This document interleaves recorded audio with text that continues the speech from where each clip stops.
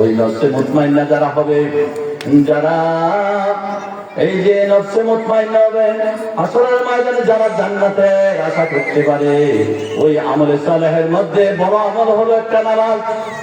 ওই নামাজ পড়বে, কোরআন পড়বে। ওই কোরআন, নামাজ তো কোরআন ছাড়া নামাজ হতে পারে না, পারে না। কোরআন ছাড়া নামাজ হতে পারে কখনো নয়। এই জন্য ভাইরা আমার, আপনার সন্তানকে কোরআন পড়াবেন, কোরআন পড়াবেন, কোরআনের পথে চালাবেন। ও বন্ধুগণ, আপনি যখন কোরআন পড়বেন সকালবেলা, তাহলে আপনার ঘরে রহমত চাইতে হবে না, রহমত দৌড়ে চলে আসবে। আল্লাহ রাব্বুল আলামিন আপনাকে রহমত দিবেন, রহমত দিবেন।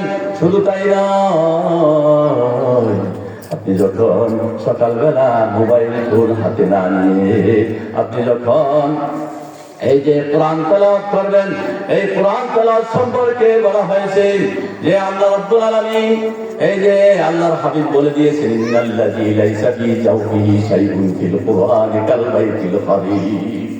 যেই ঘরে কোরআন নাই, ওই ঘরটা হলো একটা